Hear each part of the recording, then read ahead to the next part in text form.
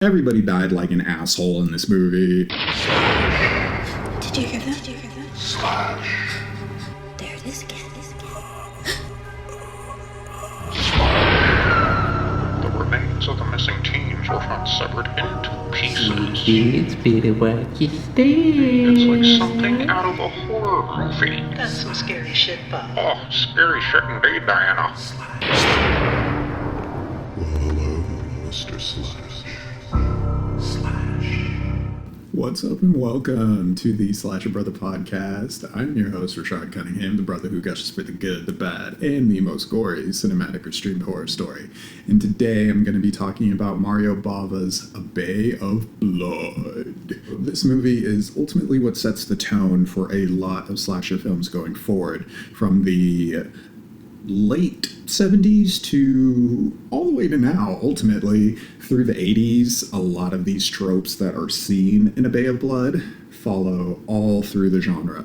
So A Bay of Blood is, I wouldn't say it's the pioneer of slashers, but it is combining a lot of different elements from the horror films that came before it, and also we see where a lot of current horror films got a lot of their inspiration because of this movie. Before I even get into it, I've got to give this movie 5 slashes just alone because of its influence. The movie is shot well, it's done well. Mario Bava, he is known for not just A Bay of Blood, but Black Sunday. It is I who renounce you.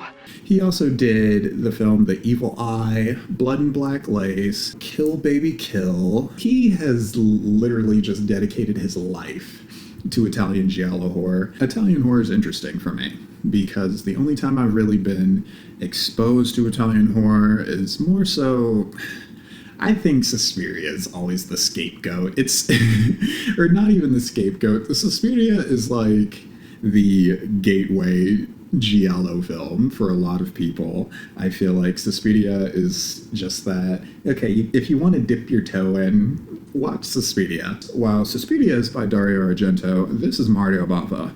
Mario Bava, what he did with this film is really cool. One, the cinematography is so sick because, one, it's shot beautifully. I can't get over the zoom in, zoom out shots. He does this so much through the movie. There will just be these sharp zooms on people and sharp zooms on specific actions they're doing. Well, a great example of when they do these zoom-ins is when we're first introduced to the character Frank Ventura. There are these constant zoom in, zoom out shots, like when we see Frank touching his briefcase, it zooms in, and then there's shots where it zooms in on his face, but then zooms out. It does that a lot. He also stops at a gas station later, and it does this too. It's a sharp focus on his face and then zooms out, or it'll just like straight focus and zoom in on somebody's face. I also love the shot. There's a sharp zoom on Renata's like our final girl, quote unquote. You could say she's a final girl-ish type, but there's a sharp zoom when Renata's got the binoculars, and it is just so cool. It's just like this sharp, like... This movie has multiple titles, which I think is kind of funny. It is called Carnage. I know it is not just A Bay of Blood, but Twitch of the Death Nerve. And they said Twitch of the Death Nerve in the Friday the 13th documentary, which I'm a big fan of. It's funny because Sean Cunningham, who did the Friday the 13th movies, he was saying he had never even seen A Bay of Blood, aka Twitch. And he had no idea that one of the deaths in Friday the 13th Part 2 was very similar, in fact, shot similarly and mimicked the same almost as one of the death sequences in A Bay of Blood. So even then, it's almost just kind of like this Mandela, like, subconscious, okay, let's do this idea and this would work. I mean, great minds think alike, sure. You're a goddamn genius! But it's also just, this movie really did set the standard for a lot of things that we see in horror. Not necessarily, Well, then again, actually, that's not true. I was about to say not necessarily tropes, but nah, it definitely sets the tone for tropes. We open with this elderly woman in a wheelchair. Her name is Federica. She has this very somber vibe about her at this point. She is all by herself in this big mansion by the bay. House is dimly lit. There's some really soft, somber music playing. However, when we do the opening titles, and it just opens a Bay of Blood, and it just has, everything going for it. But the music that is going on during the opening credits, I really like. It's got like this smooth drum beat, and it's very like...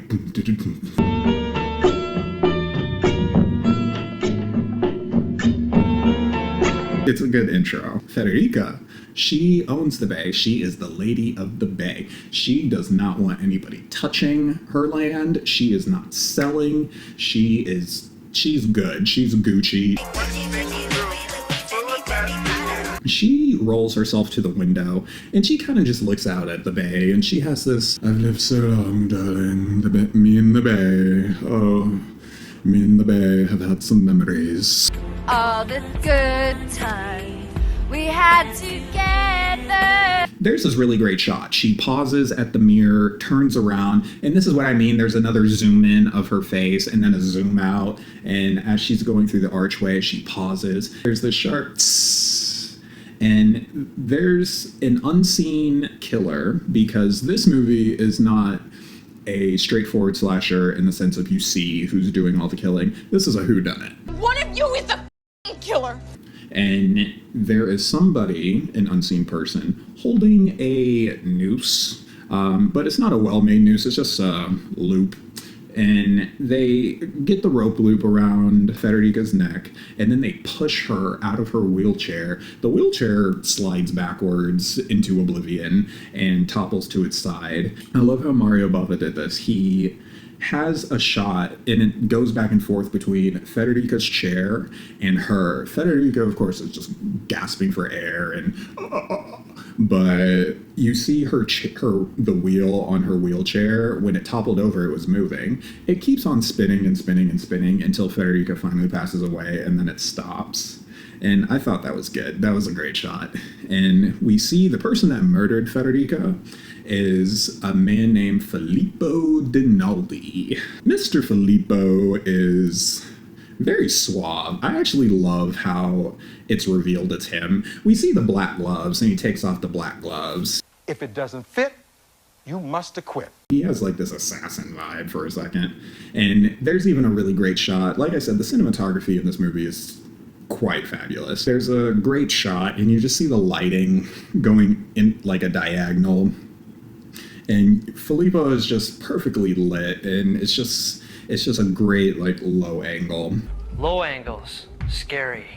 Then he hears a noise, and he goes to check it out, because that's what you do in horror. You might as well just come out here to investigate a strange noise or something. And this is when it really started to hit me. Oh, okay, these are the tropes. Investigate a strange noise. There's nobody there. All of a sudden, he comes back to Federica's body, but he kneels down, and then he gets stabbed in the back. And we don't even see this person, because this is all just one big whodunit. There's multiple killers, but this person stabs Filippo, and he passes out and spits up this paint-looking blood. All of the blood in this movie looks like paint or watercolors, and or just like, I don't know, tomato soup or something that they just had to spit up. So it looks like Filippo is spitting up tomato soup, and he dies. And then we are introduced to Frank Ventura. Frank Ventura is ultimately Austin Powers and James Bond's love child, and he is with his Bond girl in bed. She doesn't want him to go down to the bay, but Frank has a place down at the bay, and also Frank is trying to, I guess, get the bay for himself. He's this business developer type, I suppose. His main goal is trying to get the bay from Federica.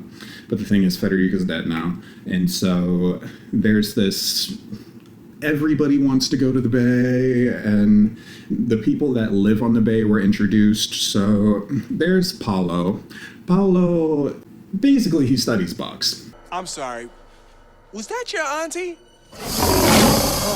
And he's seen first in the woods trying to catch, I think, a butterfly or something, because he's got like a little net and he's just swinging it around. Meanwhile, this guy Simon, we're introduced to him. He's eating a squid. Well, he's biting it. He's trying to kill it. He catches squid out of the bay. You're the rum and my cola. Simon has a shack by the bay. He lives a simple life, catches his food, fisherman. He's just that rugged, like, whatever type. And this trope is also repeated a lot in a lot of movies. This like rugged bad boy. Eat my shorts. He has his own philosophy and he plays by his own rules, man. I'm a loner, Daddy. A rebel. He doesn't have time for going with the status quo because he goes against the grain. So this is Simon. And before I even get deeper into this movie, I want to point out Simon is played by Claudio Camaso. And I actually have in my notes Oi because his history is interesting. So his father was a fascist. We must take radical action against the fascists in our own country. Bring it down. Bring it all down. He was sentenced to 30 years in prison for his crimes, and those crimes were multiple murders, and also robberies. I want you to loot, pillage, plunder. I want you to steal. He only served 8 years, though, but I guess, like, his influence over his son took an impact. He had two sons, Claudio's father. He had a brother who was also an actor, but his brother went down a different path, a lighter path. Claudio! He kind of followed in his dad's footsteps. He was under the fascist influence growing up. Daddy can't help you. Daddy can't help you. He was arrested during a stage play for this stage play called The Deputy. Now, I had never really heard of this play before, but during my research, I found that The Deputy was done by a man named Rolf Hoekuth. Gosh, I'm probably butchering his name, but I'm just going to say Rolf. This Rolf guy, he did a controversial play, that is The Deputy. The thing is, they were trying to shut down The Deputy before it even premiered, just because of the controversy. It's about Pope Pius and World War II. Claudio, the bomb attack that he was a part of, I guess, damaged part of the Vatican. Or not even the Vatican, I'm sorry. It damaged part of the entrance to Vatican City. And he was arrested, but he was cleared. And then he kills somebody during an altercation involving him and his wife. And he kills somebody. He stabs this guy in front of his daughter. And then he gets arrested and kills himself in prison. He had an unfortunate life, but that's the guy playing Simon. I will say, despite what he was involved in, the guy playing Simon is good. Claudio Camaso is doing a good job playing Simon. Simon gets a pretty, I would say, iconic death in this movie just because of the way it's shot. Simon gets speared, but the way his body is positioned and just ultimately the way he dies, it's shot really well. You have this very grindhouse feel, and I'm only drawing that conclusion just because, yeah, it was a 70s horror film, and also just the way the zoom-ins also, it just had this exploitation feel to it.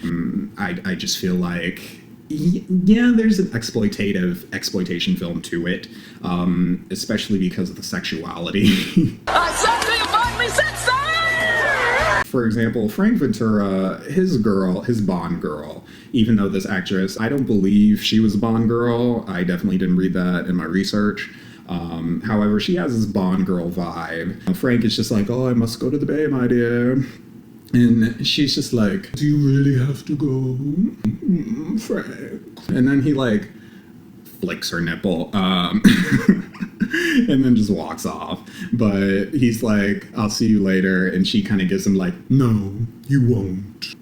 Okay. When we first get introduced to Paolo and Simon, before I got off track, Simon kind of gives Paolo shit about catching butterflies and catching insects, because Paolo does study insects and he does kill them, and Simon gives him shit about the idea of, well, it's one thing for man to hunt for survival, it's another to kill for the sake of studying something, or just to kill for the sake of killing.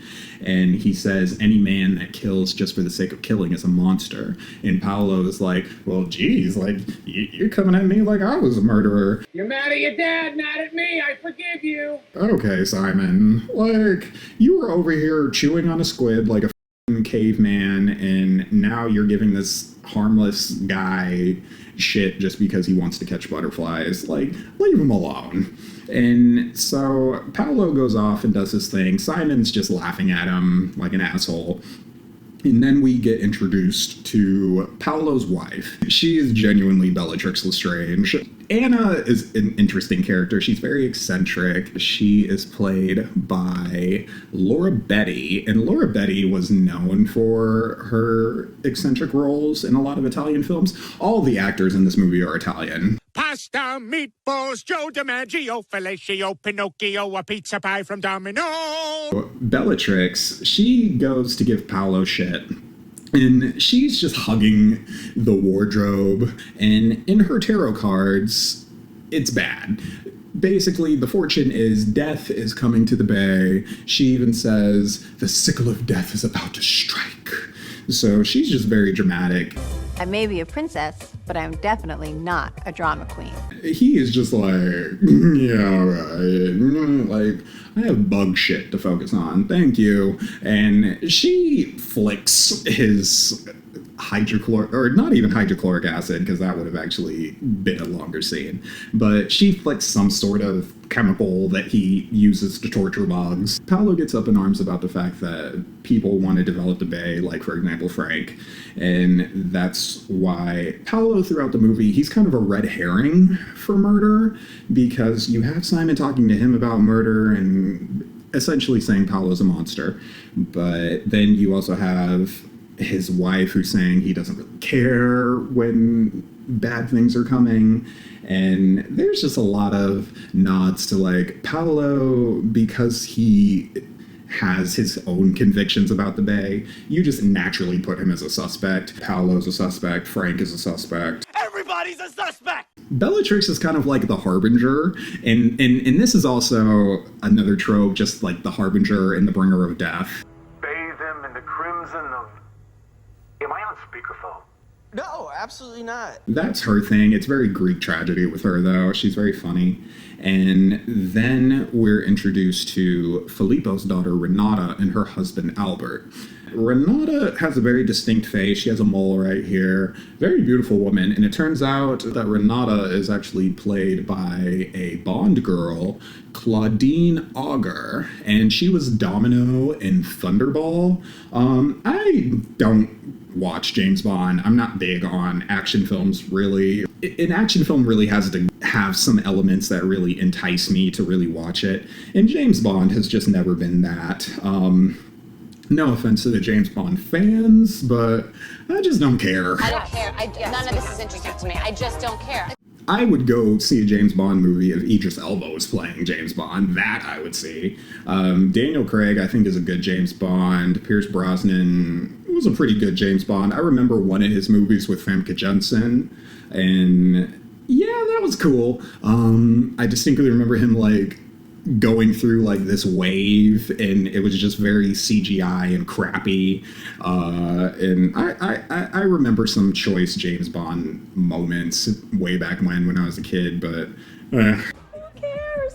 Renata's the mastermind behind her situation. She bosses her husband Albert around. She really does actually give him a lot of shit. She's always just giving Albert this, well, we wouldn't be in this situation if it wasn't for you. Stop me before laundry room's everything, Albert. I can't just... How am I going to... Go on, move! Okay, first of all, sweetie, this has to do with your dad. This is you wanting to inherit the bay. This is all about you. But she is just so concerned. Like, she just really loves shifting the blame to her husband. I feel so bad for Albert this entire movie because Albert, he literally just has moments every 5 minutes where it's just like, you just really don't see how hard I work, do you? I'm working every single day. I'm depressed. And that really also comes into play later because Albert is the one who's forced to do a lot of the killing later. He's forced to do a lot of the heavy lifting. And Renata is just this utter pain in the ass. Major pain in the ass. Well, did you kill them already? Oh my God. If I have to kill somebody, then it's not gonna be good. It's like, girl, lift a finger. Get your ass up. Renata needs to start, like, getting her shit together and pull some weight. But we also have more tropes because we have a group of young people. They're not teenagers. We all know where this is going. Teenagers.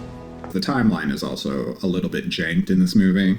So by the time Frank gets home, he stumbles upon 4 dead young people. 2 guys I'm going to say are quote-unquote American. This does not take... well, okay, this might be America, but it's an Italian movie, so... But for the sake of how it's dubbed, I'll say they're American. And these American dudes, Bobby and whatever his other friend's name is, Bobby has the weirdest hairstyle I've ever seen from any 70s film. Where they do this at? Where did they do this at? Where did they do this hairstyle? Because I am so confused. They've got these 2 girls. One girl's German. Her name is Broomhilda. At your service. The other girl is French. I didn't catch her name. I'm just going to call her Francesca. So, Francesca, the French girl, and Broomhilda, the German girl. The douchebag friend calls her the Kraut girl at one point. I thought that was funny. You said you'd take the Kraut girl. Broomhilda walked and danced and showed her panties so many times so other hot girls could do what they do. Like, she walked so they could run. And yeah, well, actually, that's actually true. She did walk and stupidly turn around multiple times so they could run and trip in the woods. I got weak ankles, so falling over is like just one of the things I do.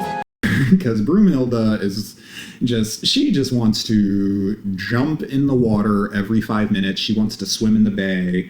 Bobby is forced to babysit Broomhilda. He doesn't really like her. He's more interested in Francesca, but his douchebag friend, he's like, stay away from my girl. So Bobby is unfortunately just pushed onto Broomhilda all the time. However, Broomhilda's not ugly or anything. Like, she's a cute girl. It's just that, you know, she's just very like, oh, Bobby, I want to go to the bay. Oh, Bobby. And Bobby is just like, girl, like, can you chill for 5 seconds?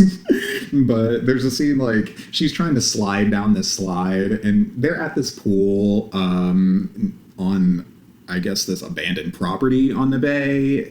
They call it like a nightclub because it probably used to be or something at one point. Who knows? But it's just this cleared out matchstick building that isn't worth anything. And all the kids are dancing, but when they find this pool, Broomhilda just keeps on, oh, I want to jump into the pool. And Bobby's like, well, you could get typhus or pneumonia. Bobby has a very Wes Hicks vibe. Like, he's very just like, no, don't do this, don't do that, no, you shouldn't go by yourself. But he ultimately leaves Broomhilda by herself anyway, because she goes to the bay to skinny dip, and Bobby, Francesca, and the other one, they go to Frank's pad, and they just break in. Like, Bobby's douchebag friend breaks in. He sneaks in through a window, opens the front door. And then it's all of a sudden this big old 70s party. We've got Francesca dancing in her high boots. Douchebag guy, he really does not want Bobby anywhere near this girl. He literally has so many side conversations with Bobby every 5 minutes, just like, bro, you need to understand the French girl is mine. He is so possessive. Oh, tell me about it. Bobby doesn't really want Broomhilda, so he's left by his lonesome. And Broomhilda, while she's swimming... Okay, so this is why, and this is, Bobby's kind of smart, because he says to Broomhilda, like, you'll get typhus, you'll get pneumonia. So, while she's skinny dipping, she gets out, but, like, her foot gets caught on some rope, and she's on this, like, wooden ladder that looks like it collapse at any time.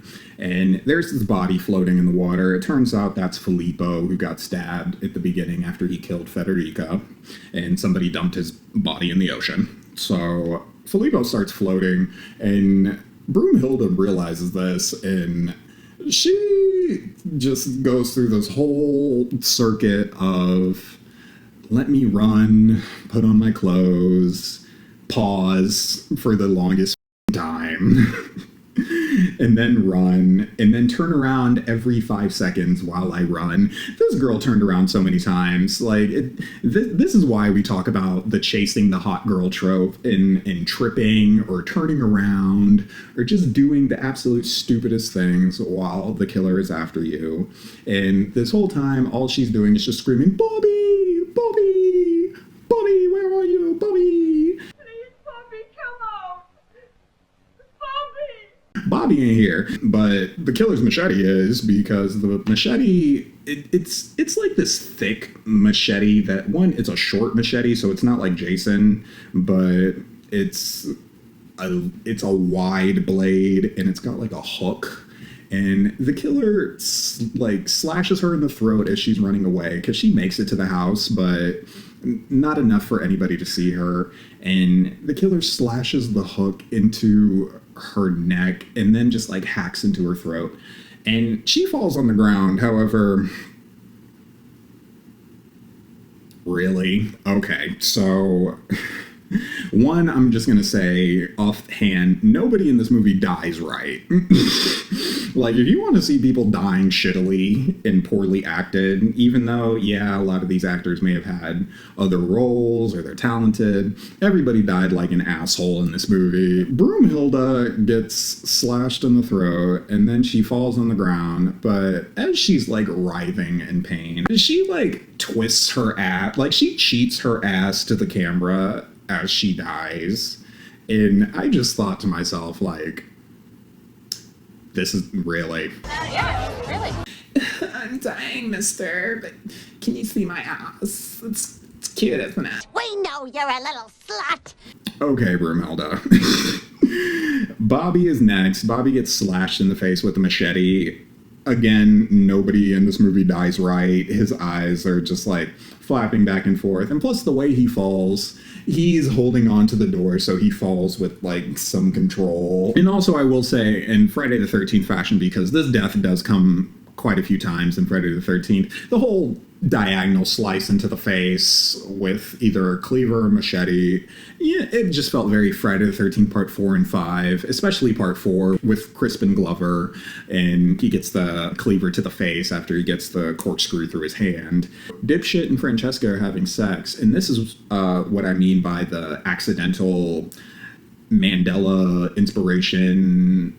We weren't copying, but it just happens to be shot in the same way. But this is where we get the spear of two people having sex. So this is done in Friday the 13th between Jeff and Sandra. This is the first time I'd ever seen two people speared like that in bed, mid-coitus. Well, actually, they were post-coitus, but this couple is mid-coitus. After the kids are murdered, we find out that the guy who killed the 4 kids who break into Frank's little pad, that's actually Simon. So Simon, he killed the 4 kids because once Broomhilda found Filippo, because he also killed Filippo, once Broomhilda finds Filippo, he's like, okay, well, they're all going to go to the police, and I can't just kill Broomhilda and then just have them all like, okay, cha-la-la-la-la. Like, I got to kill them all. So that's why we have the killing of the young kids. No witnesses. And we also have Paolo and Bellatrix also get killed. Paolo, he gets strangled by Albert because Albert and Renata are not good characters. They're shady as Renata is, like I said, the mastermind, but it makes sense that she's a Bond girl and that her character, I guess, is also a villain because she's very villainous from the looks of her. She just has this brooding, like, get it done. She kills Bellatrix because there's this whole confrontation, and after they discover that Simon apparently found Filippo's body, he killed him, realistically, but Renata and Albert, they're all about getting the bay. So in Bellatrix, this is what I mean by she spills tea. She spills tea about the fact that Simon is Federica's love child. Her illegitimate son. Your stepmother did have her brighter moments. So Federica had an affair, had Simon, but she kept him to herself, hidden at the bay in that shack. It wasn't like, okay, come live with me and be rich. It's more like, okay, like, stay down there at the creek, because, And so what Simon does is, after Federica's killed, he kills Filippo, and then he kills the 4 kids, but then Frank gets there. Frank is like, what the man? Boy ain't right. You know, he explains, like, they would have gone to the cops and I would have lost the bay, etc., etc. I wouldn't have inherited it, because he is in Federica's will to inherit the bay, which, of course, Renata finds out from Bellatrix, who's just spilling all the tea. Call me a bad server, because I always spill the tea. I guess Filippo is the secret lover that Federica had, and he is Simon's father, therefore Renata's half-sibling. She's like, okay, well, if Simon's we need to get rid of Simon, so where is the Simon? They go looking for Simon, and they find him down by his boat. They introduce themselves, but it goes crazily, because Renata notices that one of the squids that supposedly Simon catches is alive, but she lifts up the cover. It's her dad, and she's, just like, oh my god. Oh, Albert, it's my father. It's Daddy. Oh, I can't. Oh, my daddy has been murdered. Albert is just like, okay, Simon, like, what the like, explain this then. And he says, oh, I just found him floating in the bay.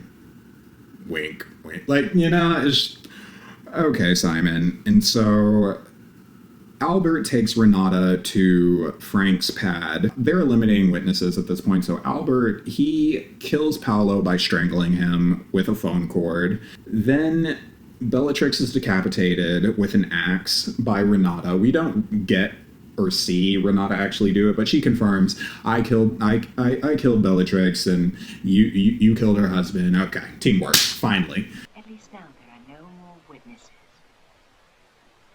You mean that the wife too? Oh, Albert, will you stop being such an old maid? Renata is like all dramatic about finding her dad, and so he has Renata just rest at Frank's pad.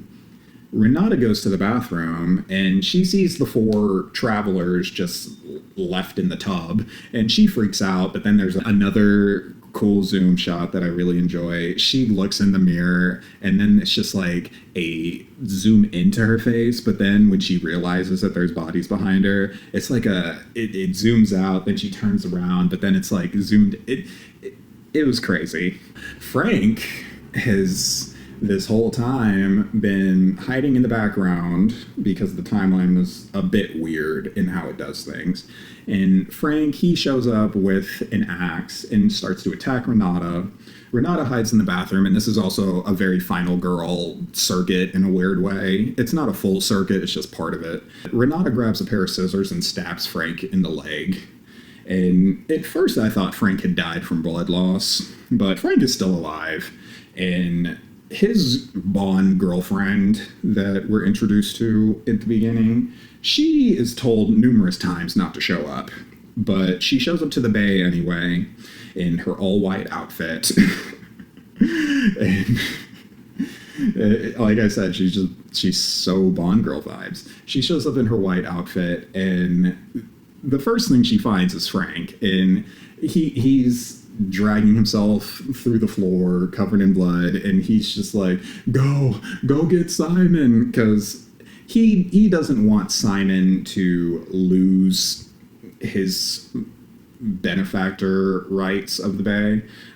Ultimately, he's like, okay, Simon, sign the Bay over to me. I'll get you out of here. You'll never be charged for the murders, and no one will suspect it's you, and I'll give you the money for the Bay. Like, it's, you know, he does business with Simon once he figures out that Simon's lost his mind. Where it goes south is he tells his girlfriend to go find Simon. Simon at this point has realized Frank, his girlfriend, and also Filippo conspired to murder his mother. So he's pissed, and Simon just has this, I need to get everybody who killed her. My motive isn't as 90s as Mickey's. Mine is just good old-fashioned revenge. So he killed Filippo, now he's ready to kill the girlfriend. And then we also have flashbacks of the girlfriend, and she is also the one that ultimately orchestrated the killing of Federica, because Frank and his girlfriend were trying to get Federica to sign over the Bay. She was completely against it, and we see that Federica had this journal about her affair and everything. Well, the girlfriend steals the journal, and there's an entry that she finds that sounds vaguely like a suicide note, or it could be translated into one. That's the light bulb in Frank's head anyway. The second there's a mention about death, Frank is just like, ooh. Read that last part. All is finished. Oh, dear death, come swiftly, come silently. So he's like, babe, you need to seduce Filippo and get him to agree to kill Federica so you don't get your hands dirty in Idaho. Filippo, of course, does, but what I'm guessing is Simon witnessed this whole thing, snapped, got a knife, killed Filippo, and dumped his body, but then when the body was found by the kids, has to eliminate the kids. Should have called me first, Simon. There was no time. One of them saw Donati's body. They would have called the police. Simon is killed by Renata and Albert.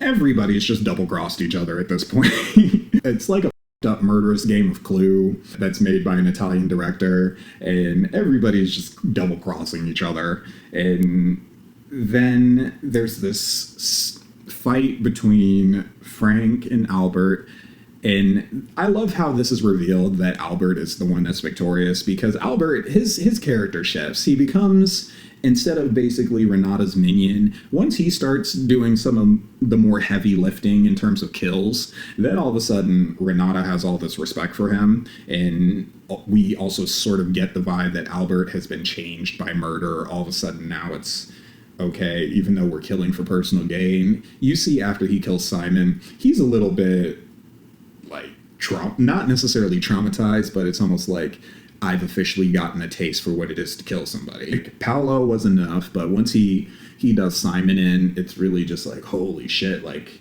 I can draw blood now. Because Simon, he pukes up blood and it looks like red paint. After he pukes up the blood on Albert's hands, Albert just looks like, oh. Meanwhile, Renata's just sitting there like, you done yet? You need to wrap it up! Wrap it up! Renata, her demeanor towards Albert changes once it's revealed that he's the victor in this fight. I really never thought you had it in you. Frank is dead. Saw it coming. I mean, we don't need to even see that Frank died. We get, okay, Frank is not the one who survived. And then we have this happy shot of Renata and Albert, and they're burning the deed for the Bay, so legally it's ultimately going to be theirs. And everything, even the way Renata's talking about it, it all just wraps up nicely in this perfect little bow. And the whole Bay will be legally ours. Just think, darling. Yeah, but let the police clean up the place first, huh? We get the Bay legally, we'll live happily ever after, and once the bodies are cleaned up, no one will suspect a thing, and no one, she even says, and no one will ever even suspect my dad of being a killer, because I think she also knew what her dad did. There's a lot of weird connections with this, because now looking back at it, I'm still a little bit confused on who knew what, but Renata knows enough, but she went to the Bay to get more information. Luckily, when Bellatrix spilled the tea, she found out about Simon, but it's also, we have to eliminate witnesses, so get rid of Bellatrix and her husband. Their kids are there, and we see that their kids are in the trailer, and they're left alone through most of this murder, until at the end when the kids call out to the parents, Renata and Albert, and they're like, "Mommy, Daddy, look!" The son has a shotgun and shoots the parents. Like, they both go down at the same time. It's kind of funny. Like, just one round and two people are out. But they're on the ground, and the kids don't realize what they've done. This is what threw me off at first. I thought the kids just straight up shot the parents, like, "Yay, now the Bay is ours!" That would have been crazy. That would have been so funny to me, like, all this plotting for the Bay, and then really the kids are the mastermind behind it, and they want the Bay, even though they're like 5, but they're just smart enough to be like, "Yay, now we're rich and we get the Bay!" You know, but now they think their parents are playing possum. Gee, they're good at playing dead, aren't they? And then cue the psychedelic, soft, sweet 70s music. It's very la la la la. Hey, let's go down to the Bay.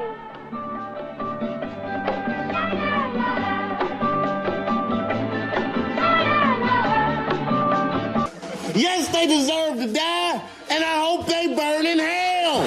It is the funniest fucking ending I've ever seen to any horror movie. I've never seen a child shoot their I've never seen a child shoot their parent and then think that they're playing dead, and then they're just like, "Yay, let's just run to the Bay and go for a swim." Ja, la, la, la. Meanwhile, the parents are just sitting there.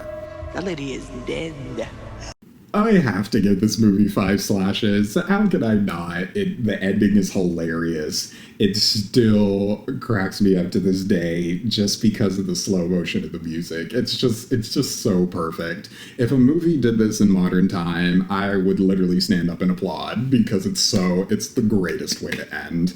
And that is actually where I will end. I definitely recommend A Bay of Blood. I think it's a influential slasher to definitely have seen.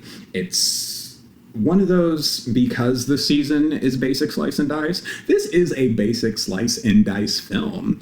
And it also has interesting twists and turns. You don't know who's killing who. There's multiple killers, which is fun. It's not like a ghost face reveal like with a mask. There's no mask killer. It's just the killers off screen. But the thing is, just when you think Renata and Albert are going to be the ones that are victorious, they get shot by their fucking kids. It's very funny. And their kids don't even know what they've done.